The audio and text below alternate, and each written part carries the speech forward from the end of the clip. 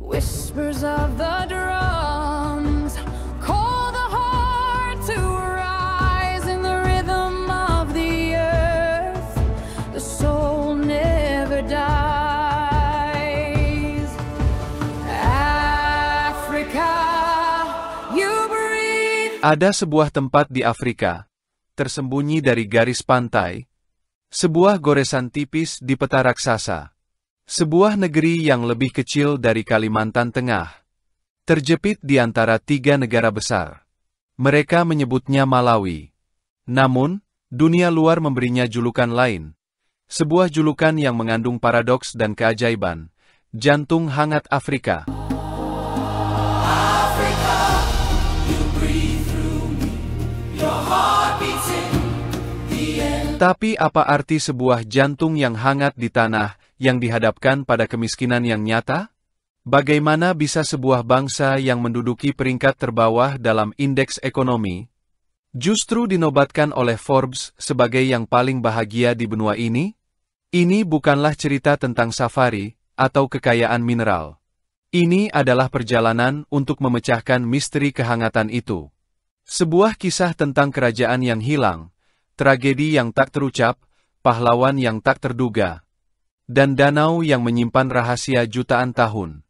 Ini adalah kisah Malawi. The desert sands to mountain grace. Your beauty shines in it. Untuk memahami Malawi, kita harus memahami geografinya. Negara ini didominasi oleh 2 fitur spektakuler. Pegunungan yang menjulang, seperti masif Mulanje yang puncaknya menembus awan di ketinggian 3.000 meter. Dan sebuah bekas luka raksasa di permukaan bumi. Lembah Rift Besar. Di dalam lembah inilah terletak permata mahkota Malawi. Danau Malawi. Atau Danau Nyasa. Sebuah laut pedalaman yang begitu besar. Ia dijuluki Danau Kalender. Panjangnya 365 mil. Ironisnya, negara tanpa pantai ini memiliki salah satu perairan terindah di dunia. Namun, kehidupan di tepiannya tidak selalu setenang permukaannya. Di daratan, terletak ibu kota, Lilongwe. Sebuah kota dengan 2 wajah. Kota baru yang modern, dengan gedung-gedung pemerintahan dan ambisi, menjadi salah satu kota terhijau di dunia. Dan kota tua, tempat denyut nadi Malawi sesungguhnya berdetak. Disinilah kita pertama kali merasakan kehangatan itu. Sambutan tulus yang tak terbantahkan. Sebuah keramahan yang begitu mendalam. Hingga terasa seperti sebuah misteri. Shines in every face. Kehangatan ini berakar jauh di dalam sejarah. Ribuan tahun lalu, para pemburu pengumpul menghuni tanah ini. Lalu datanglah gelombang migrasi Bantu. Dan pada tahun 1500-an, sesuatu yang luar biasa terjadi. Suku-suku bersatu. Mereka membentuk Kekaisaran Marafi. Sebuah kekuatan perkasa yang wilayahnya membentang jauh melampaui batas Malawi modern. Mereka berdagang dengan Portugis, menguasai jalur niaga. Tapi, kekaisaran runtuh.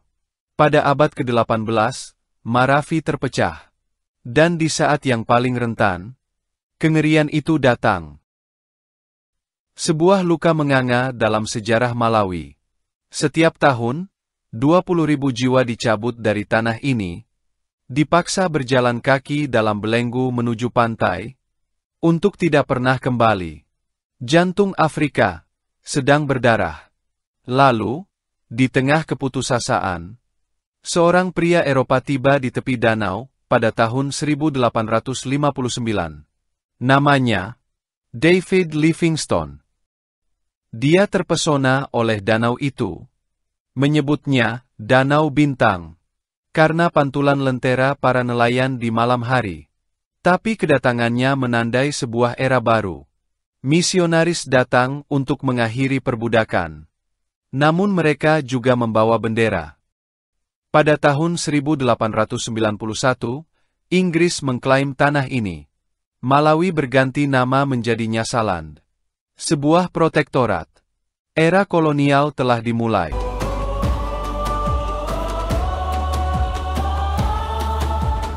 Hingga akhirnya, pada 6 Juli 1964, fajar menyingsing. Nyasaland tiada lagi. Republik Malawi lahir. Dan di pusat semua itu, berdirilah satu orang, Dr. Hastings Banda. Presiden pertama. Bapak bangsa. Banda adalah seorang yang kompleks. Dia membangun Malawi. Dia mendirikan industri, pertanian, dan memindahkan ibu kota dari Zomba ke kota kelahirannya, Lilongwe. Dia membangun kerajaan bisnis yang menyumbang sepertiga PDB negara, dan menginvestasikannya kembali untuk kemajuan.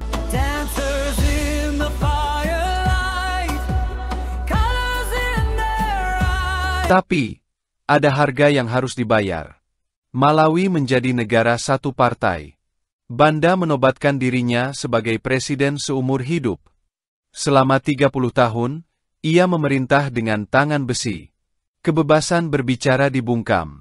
Jantung hangat Afrika berdetak di bawah bayang-bayang ketakutan. Namun, rakyat Malawi tidak akan diam selamanya. Tekanan internasional dan tuntutan rakyat memaksa Banda mengadakan referendum pada tahun 1993. Dan rakyat memilih demokrasi. Pada tahun 1994, dalam pemilu demokratis pertama, Banda kalah. Sebuah era baru telah tiba. Malawi bahkan mencatatkan sejarah dengan Joyce Banda, presiden wanita pertama mereka, dan menjadi negara Afrika pertama yang membatalkan hasil pemilu melalui pengadilan. Demokrasi mereka, yang diperjuangkan dengan susah payah, kini dijaga dengan ketat.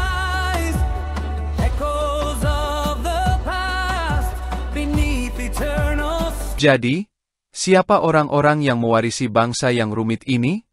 Mereka adalah mozaik. 20,4 juta jiwa. Suku Chewa, yang terbesar. Dengan topeng artistik mereka yang misterius. Dan perkumpulan keagamaan rahasia. Ada Nyanja, Tumbuka, Yao, Ngoni, masing-masing dengan cerita mereka sendiri. Mereka berbicara dalam melodi Chichewa. Bo or bobo, meaning hi. Zikuteka. Is everything okay? Bahasa kehidupan sehari-hari, meskipun bahasa Inggris adalah bahasa resmi. Mata uang mereka adalah kwacha, yang berarti fajar, simbol harapan abadi.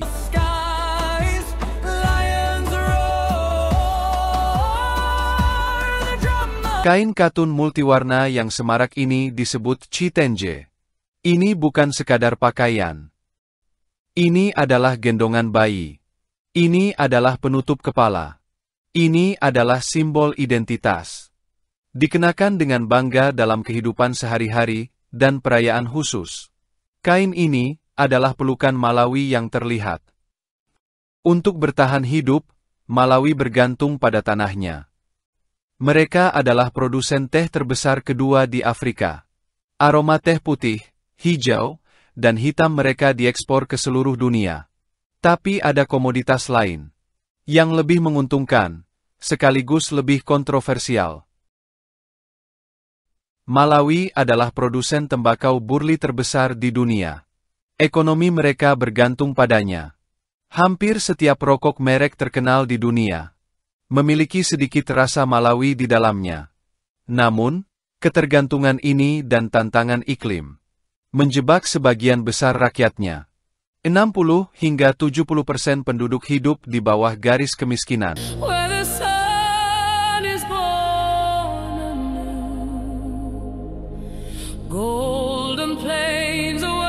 Ini adalah paradoks yang menyakitkan dari jantung hangat itu.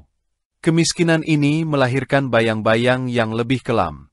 Di beberapa daerah pedesaan, praktik pernikahan anak masih terjadi, merenggut masa depan gadis-gadis muda. Tapi di Malawi, pahlawan tidak selalu memakai jubah. Terkadang, mereka adalah kepala suku. Ini adalah Kepala Teresa Kachindamoto, salah satu dari sedikit kepala suku wanita di negara itu. Dia mendeklarasikan perang terhadap pernikahan anak, menghadapi para pemimpin tradisional dan pemuka agama.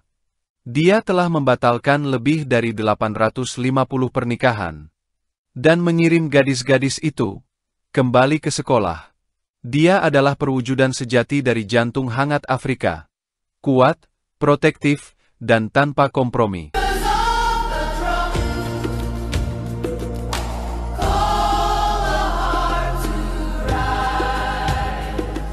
Dan kemudian, kita kembali ke danau. Jantung biru Malawi. Keindahannya bukan hanya di permukaan. Di bawah air, Danau Malawi adalah keajaiban evolusi. Danau ini menampung lebih banyak spesies ikan daripada danau lain manapun di bumi. Lebih dari 1000 spesies, sebagian besar adalah cichlid, ikan akuarium yang populer. Bagi jutaan orang, danau adalah sumber kehidupan. Mereka mencari chambo, ikan favorit lokal. Tapi bahkan di surga ini, ada masalah. Penangkapan ikan berlebihan dan perubahan iklim telah membuat chambo terancam punah. Sebuah tragedi ekologi yang sedang diperjuangkan Malawi.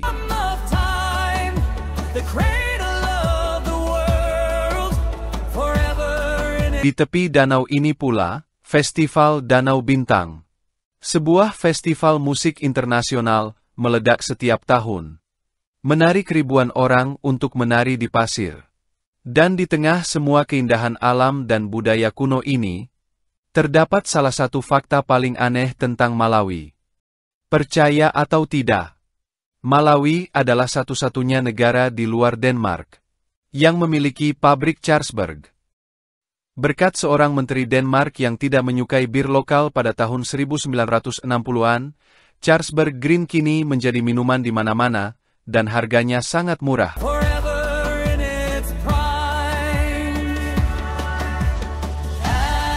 Malawi adalah negara yang taat. Denyut jantungnya terdengar dalam doa.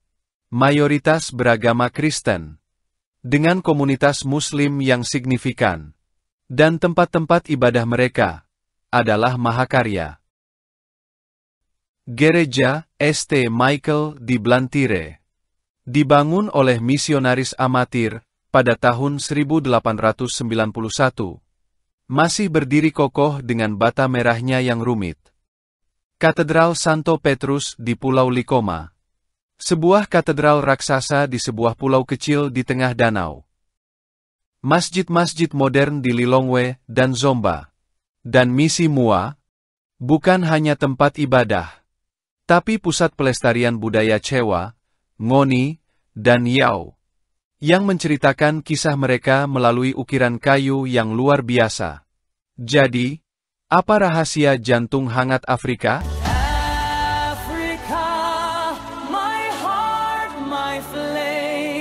Mungkin, itu bukan misteri sama sekali. Mungkin kehangatan itu adalah pilihan. Itu adalah resiliensi yang ditempa dalam api perdagangan Buddha dan penindasan kolonial. Itu adalah kemurahan hati yang lahir dari kesadaran bahwa dalam hidup, manusia adalah satu-satunya hal yang benar-benar kita miliki. Malawi adalah bukti hidup bahwa kekayaan sejati sebuah bangsa tidak diukur dari apa yang ada di dalam tanahnya atau angka di neraca keuangannya. Kekayaan itu diukur dari kapasitas jantungnya. Dan dalam hal itu, Malawi mungkin adalah negara terkaya di dunia.